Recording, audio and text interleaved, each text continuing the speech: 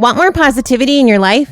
Subscribe, turn on notifications, follow us, and all that techie stuff. We'd love to hear from you. Comment, share, or give us a thumbs up. We are grateful to have you hanging out with us at Matt Logan Speaks. Hey everybody, today I have an amazing guest, but I want to read this quote to you first. Our world is not divided by race, color, gender, or religion. Our world is divided into wise people and fools. And fools divide themselves by race, color, gender, or religion. Nick McLaughlin, how you doing, dude? Great, brother. Thanks for having me. Absolutely. That's a deep quote. Isn't that? So actually the day that this airs, that's going to be our quote of the day, I just decided. Okay. So, that's really a huge problem right now. And everybody, probably the most I've seen in the last, we've got a fly hanging out with us today, too. I live in the country, so this is real, man. Genuine. But, that's right. So, hey, more and more things are being divided into more and more groups and things like that. And our world is just wild. You're a communicator like I am. You do public events like I do, and it completely changed things for you. So I'm not even sure what exactly we don't have a direct path we're going down for talking about things today, but I know it's going to be amazing. That quote was very descriptive, and it broke it down in a deeper sense, because what's the big thing people make fun of right now? Either sheeple, right? Yeah. And when you're talking about wise versus fools, in a nutshell, puppeteers versus the puppets. Yeah. We're seeing this more than ever with the debate from last week. It was, pardon my French, it was a shit show. Okay, and we all witnessed it, and it was just kind of like, it was this laughing stock moment of our country. How do I know that? My international friends contact me after every time Trump says something, every time something big comes out of the political news in the United States, they're like, Nick, what's going on in your country? You guys are not representing this planet well. We look at you as a leader from Germany, from New Zealand, from Australia, from Asia. We look at you guys like we put you on this pedestal and we allow you to run the show.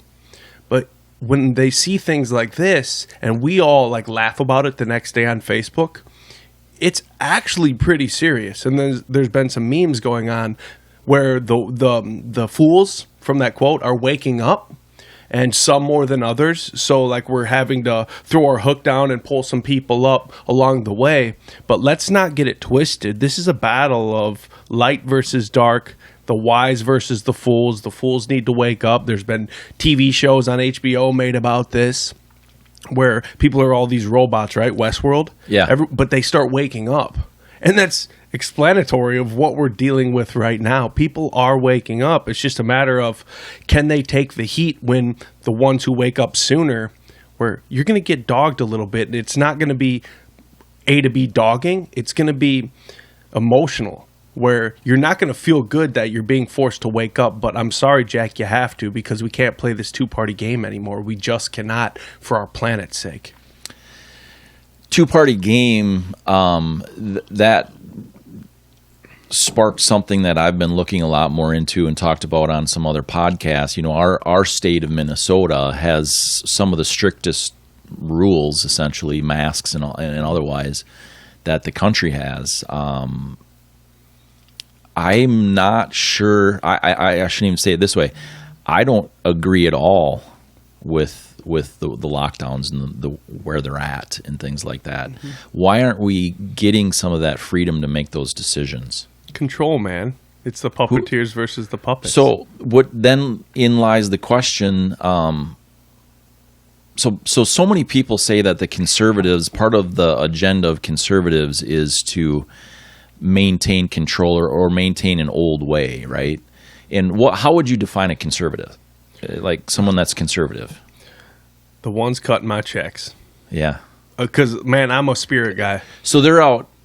Yeah, we've talked about that in the past. I don't look at people with these labels. I look at them as how they treat me and as a human being. And I actually have taken this out of Joe Rogan's camp, and I was doing it for a long time before I ever heard him talk about it religiously, was picturing everybody you encounter as a baby at one point. Yeah. And that's how I do it with leaders, with conservatives. I grew up in a Masonic household. It was all about just finding yourself spiritually and doing the right thing. So I surround myself with people who do the right things. And yes, a lot of them are conservatives. But the thing is, I'm liberal-hearted, you know? And so the whole mask thing, seeing how conservatives have, quote-unquote, conservatives have reacted towards these liberal hearts, where they're trying to get this over with in their own mind, but the conservatives are already over it. You know, they're like, no, this is just, they've looked at it too, and they're like, no, this is just another pandemic. We had one with Obama, but now Trump's in office and it's an election year, so you guys are throwing this down our heart. And Nancy Pelosi didn't help the cause. You know, so like you have Nancy Pelosi who's throwing it down the liberal hearts' throats, and then she's not even following the rules out in San Francisco. Yeah. In her own jurisdiction. Yeah, we talked about that off camera a little bit, about how the rules seem to change so often.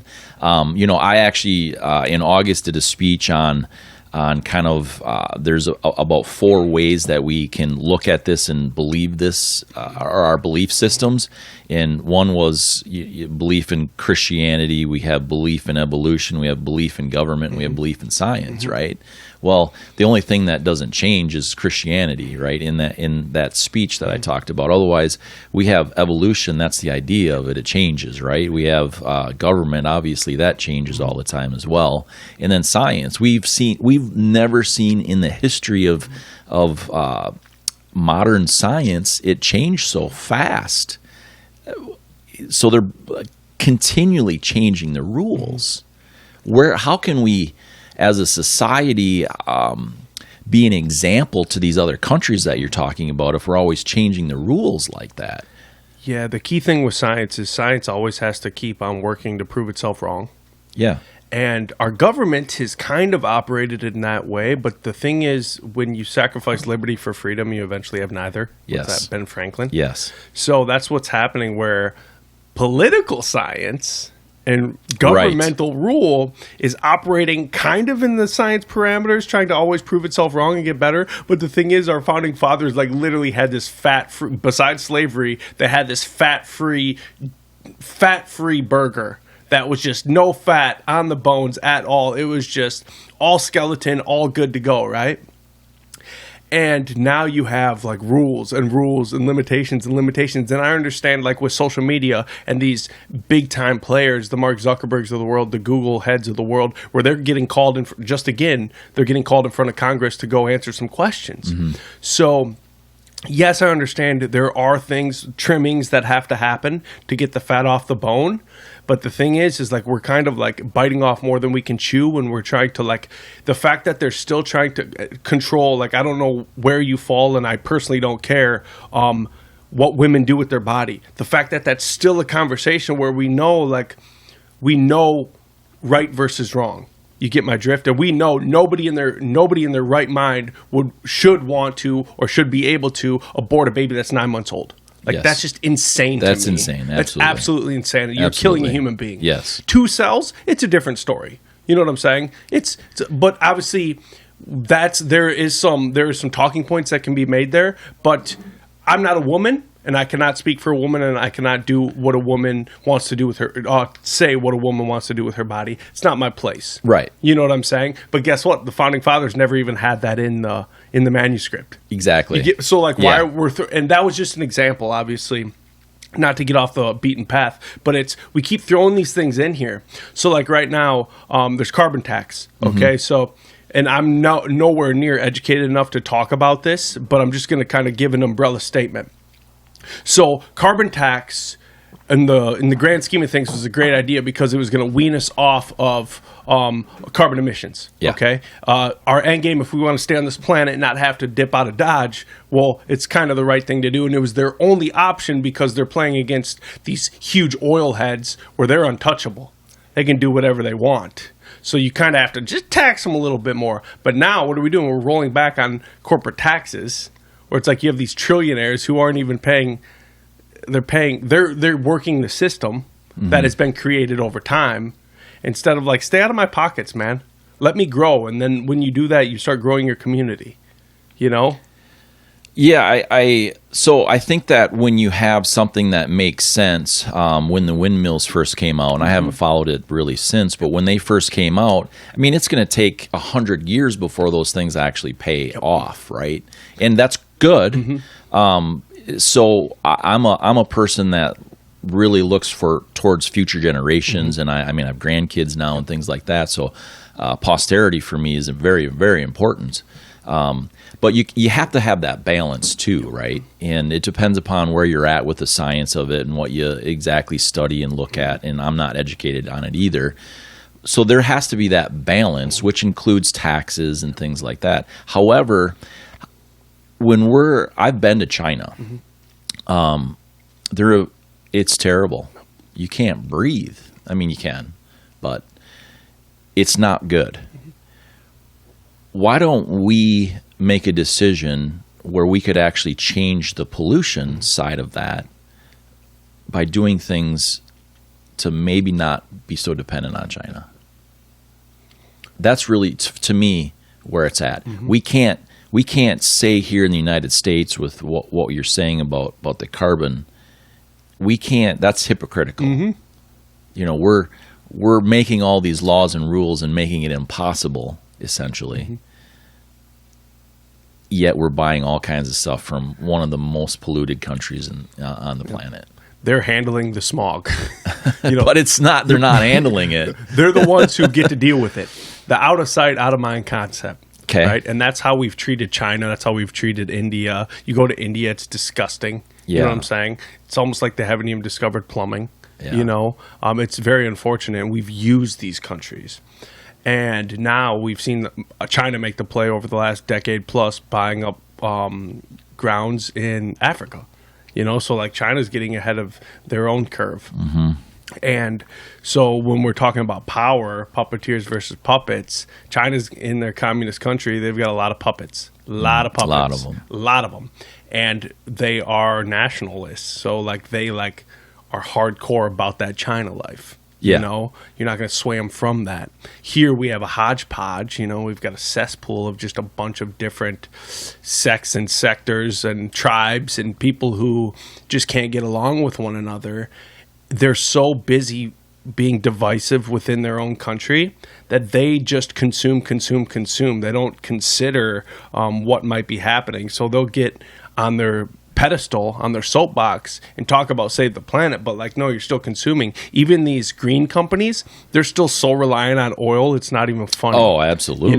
So you have everybody, the Leonardo DiCaprio's talking that talk, but the thing is if we're really going to walk the walk, and I talked about this for the past 2 years, and then finally it happened with the pandemic, if you didn't go to work, if everybody didn't go to work, no matter what your job was, if you want to reset the system, if everybody from every walk of life didn't go to work for one day, then you would see what you're gunning for. You get my drift? Yeah, Just the reset. Yeah, right. Yeah, you take a step back and you kind of are able to, you can't see the forest for all the trees, right? Yeah, so you got to step out of the forest. Yep, absolutely. And that happened for 2 weeks with the pandemic because we all thought it was going to be 2 weeks. It happened. People, there was that hint of what it felt like after 9/11. The hint of where everyone was kind of being nice with one another. It was, no, we're going to treat everybody. It was before the spike of the Karens. You know what I'm saying? Before everybody was just balled up inside and just couldn't handle life anymore. And then everybody got the haircut. You know what I'm saying? Right. While we couldn't even get haircuts. We got forced to cut ourselves like Karen, you know? To complain about something. And I wanted to talk about, sorry to cut you off. No, but I'm not I at wanted all. to talk about what I've noticed throughout this thing. I've always considered technology to be a very powerful tool. But as I started analyzing what people have too much on their hands right now, that would be time. What has technology allowed us? It's allowed us time. Unfortunately, it's going against our oldest part of our brain, which is our fight or flight, literally on a daily basis. To eat, you got to fight. You got to go get after it, right? And nowadays, capitalists are basically ran through the ringer.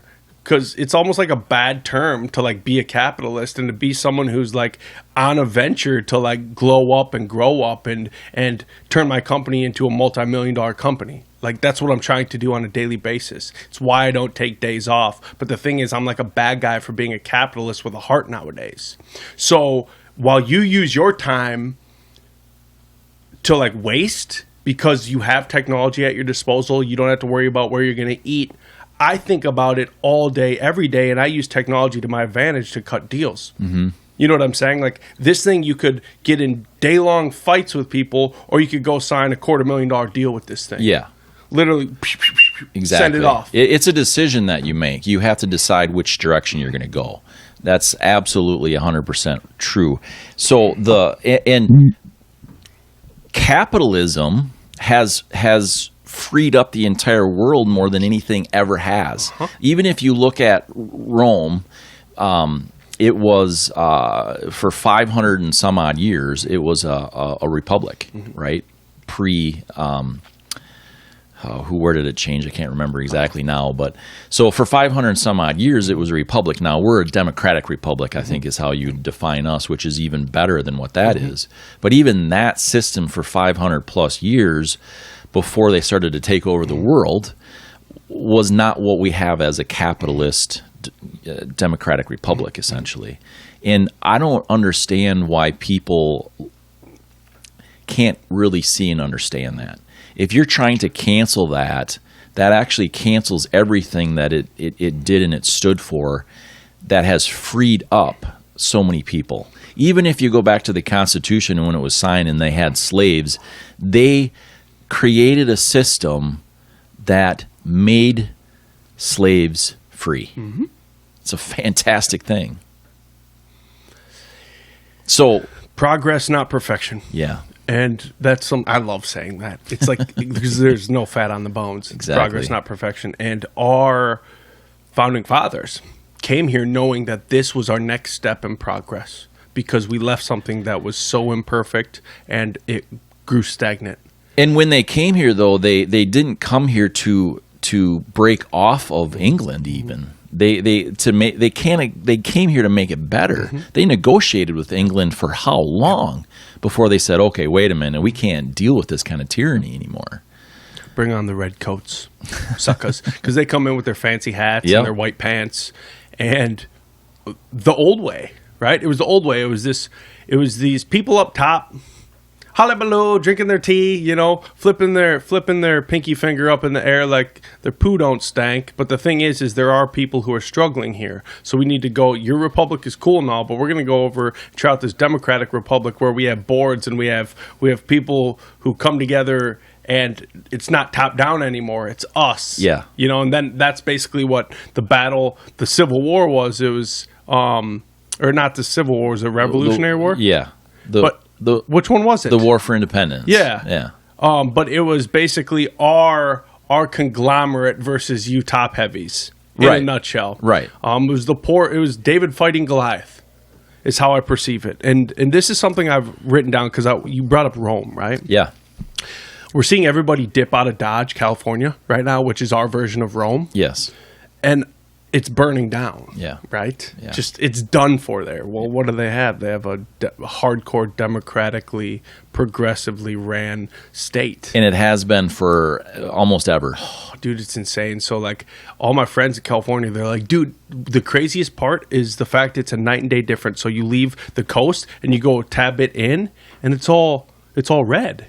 It's all red. So they're a blue circle in a red square. Okay, sure. Okay, and that's what Texas is too. So Austin is a blue circle in a red square. Mm-hmm. So I wrote this. Here we are, election season, where our disenfranchised, barely functional side gig known as the presidency of the United States is up for grabs. California's on fire again, but no big deal. We've got a pandemic to ponder, while a multi-billion-dollar concussion factory keeps us entertained on Sundays. The point of this little nugget is to let you know you've been duped.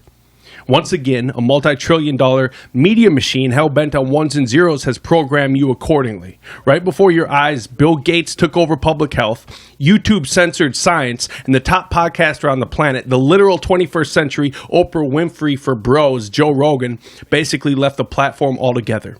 Did I mention Kobe Bryant falling from the sky in the City of Angels? It's been a hell of a year. Kind of ironic, huh? Folks, Rome is crumbling around us, and we've made our bed here in the House of Cards. It's a big control grab. TikTok is literally being forced to sell its American wing to Microsoft. That's huge. Oh, boy. Because what did people start using during the pandemic? 3 months ago, the tip of the multi-trillion-dollar pedophilic iceberg, Ghislaine Maxwell, was basically abducted. Where's she at? Edward Snowden was just applauded by the same entity that ran him out of the gate to the Kremlin in the first place. Literally. Mm-hmm. Is this not sparking any controversy? We should be talking about this. I hate to break it to you, but you've been warned. We're in a very fragile state right now, and China knows it. Wink, wink. They know it. We've been co-opted. Totally. Yeah. The same woman making the rules in San Francisco is cheating the very game she literally helped create while shutting people's businesses down. Nancy Pelosi don't give a flying F about what you when it's Manny and Petty Day. Did I say petty? She tore the paper behind. Remember, she tore Donald Trump's speech? That State was of the so Union. petty, dude. It was boy. They don't want us to get along, right? No. Because come on, man. They just don't want to see eye to eye. No. Did I mention the Kardashians are no longer keeping up with another season?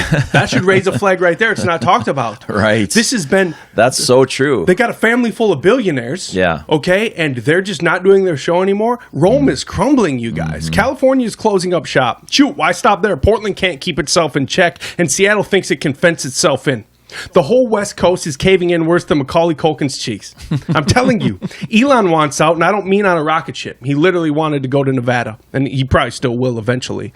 Whenever he can get enough fuel running to his Tesla factory. Right. You know what I'm saying? Things are messed up, and you've been played by the station, and now the new one's about to drop come Christmas.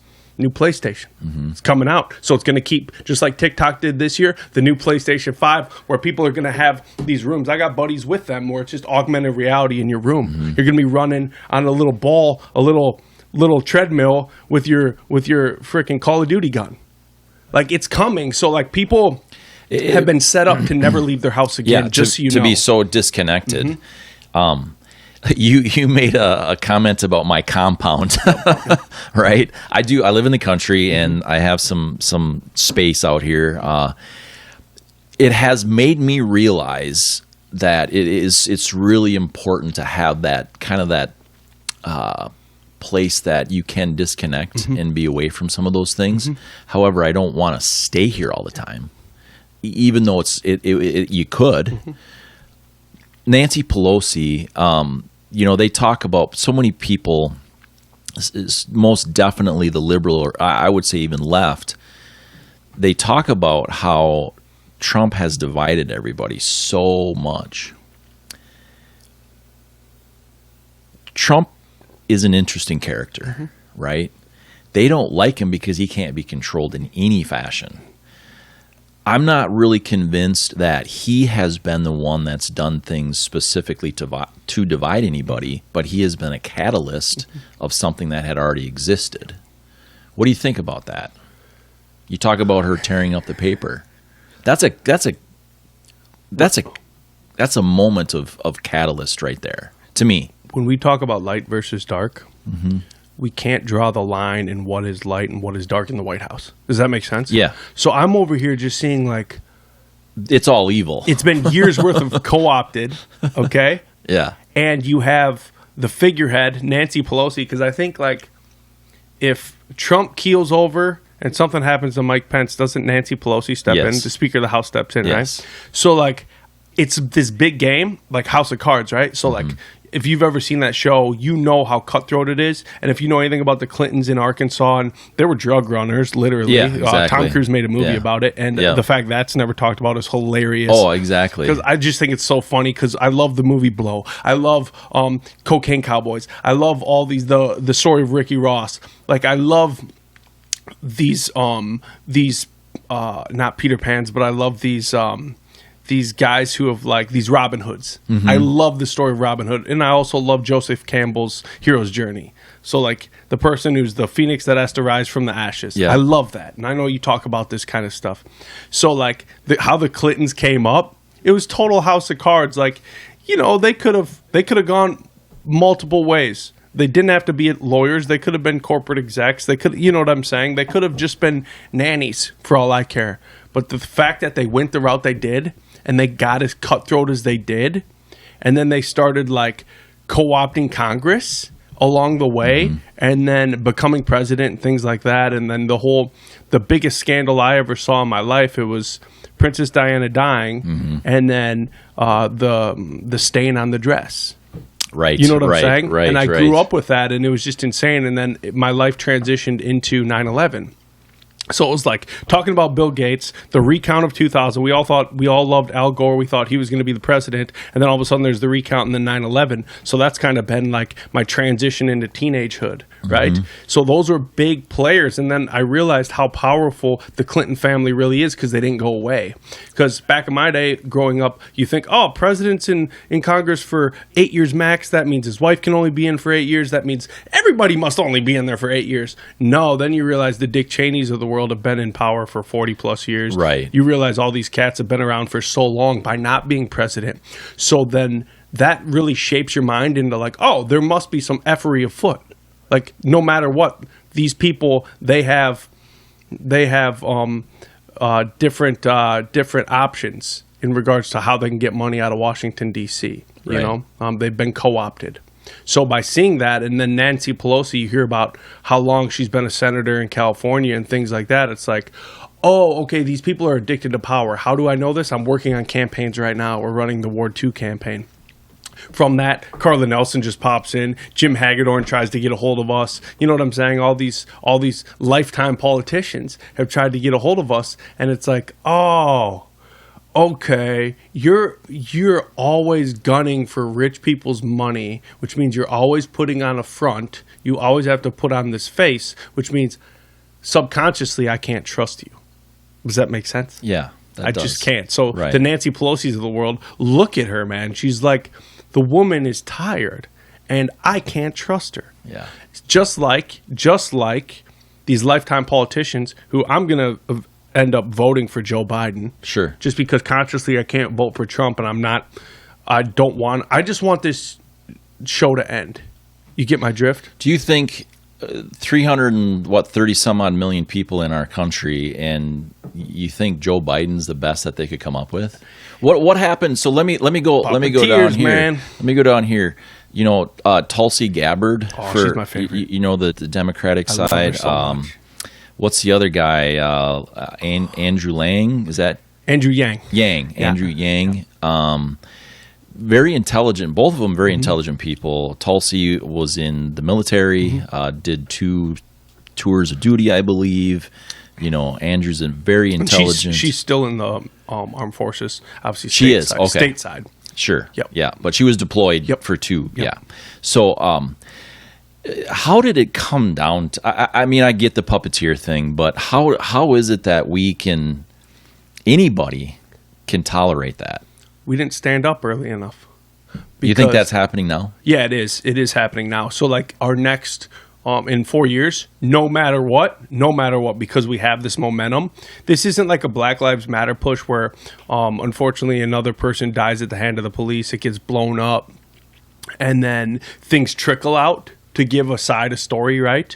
But no matter what, there's the blow up, there's the explosion. Then it fades out a little bit. NBA throws names on the back of jerseys and stuff, but it always like fizzles out until next time. But that's because people just aren't being taken serious. I think politically right now, people are being taken more serious than ever in regards to like, no, we're done with this sideshow. We're absolutely done. So there's going to be this momentum, the vote momentum. NFL stadiums are being used. NBA stadiums as well are being used for voting booths. Like it's game over. Like the people are talking. Why is that? Because our athletes are talking. So when CNN or Fox News reporter says shut up and dribble to LeBron, well, guess what? LeBron has a bigger platform than you. With one tweet, he can reach more people than you reach in a month. So sorry to burst your bubble, but like the jig is up. These athletes, yeah, they're good at something, but the thing is they also are very influential. Now, what burst my bubble is that they won't talk about China. Yeah, that's what burst my bubble. Yeah, so they can't because obviously that's where they because they're running a slave ship. Yeah, LeBron's running a slave ship. Like you can't, dude. Nike has been cited so many times for basically running a slavery operation. You talk about some of your teenage years, and my teenage years, Nike was in trouble back then. Same deal. It hasn't changed. It's insane, dude. Yeah. So like, I don't buy Nikes. Dude, LeBron refused. He wouldn't do a slogan on the back of his jersey. He just used his regular last name. And it was crazy. And the one saying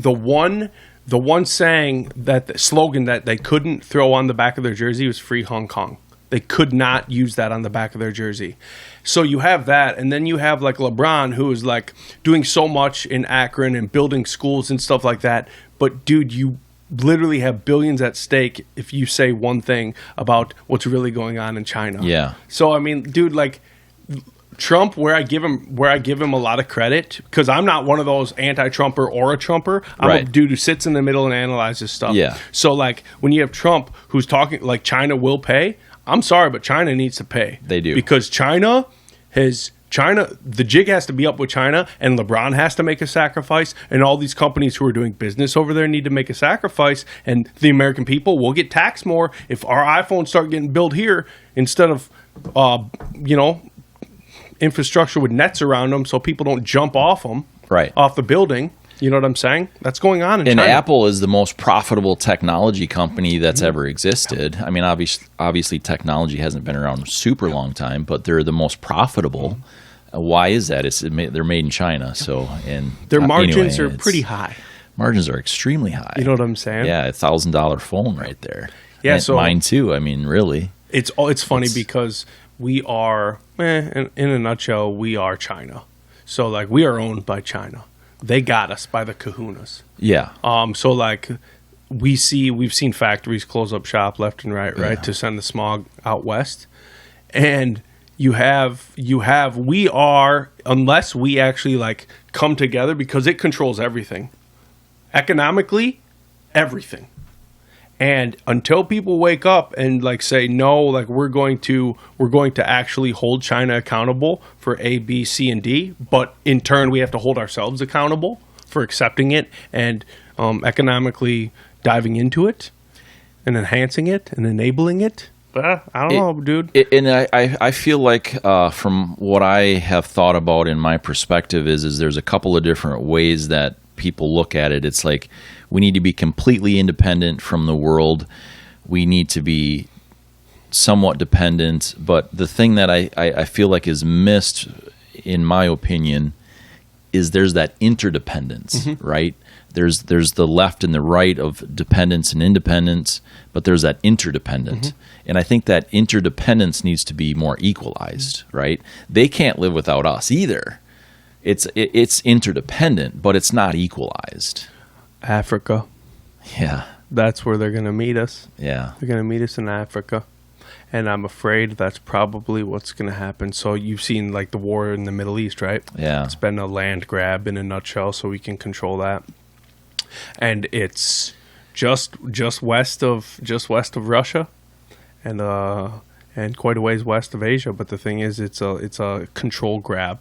But then you have like they've played checkers and they've grabbed Africa. So we're sitting in the Middle East. Cool, we've got a Saharan desert basically, and they've got this lush, huge continent that they're grabbing, and Africa itself is enhancing itself. You know, they're becoming self-sustainable. Yeah. Africa is, don't get it twisted. You might see the starving kids on the commercials. No, Africa's hopping right now.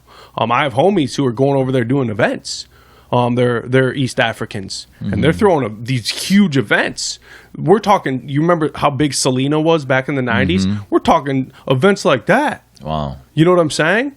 With these African singers and musicians and activists, they're doing it. So don't get it twisted. Africa's becoming self-sustainable, and China knows that.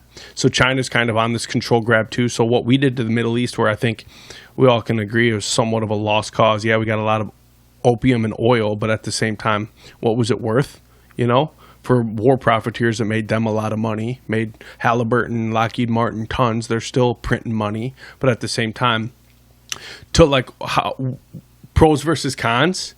did we really get a lot of the world's control? I think what we actually did was we put our foot in our mouth and we made ourselves look like fools. Because in 2003, what did we do? We made up weapons of mass destruction. We went out and took out some leaders. Okay. Saddam Hussein got ran through the streets. Okay.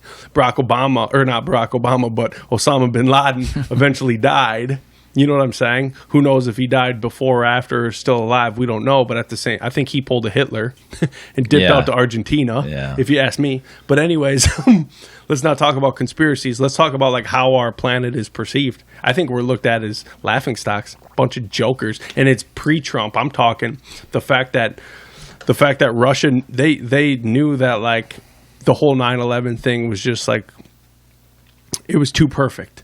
You know, and then we go over on this control grab in the Middle East, and did we really have control this entire time? You know what I'm saying?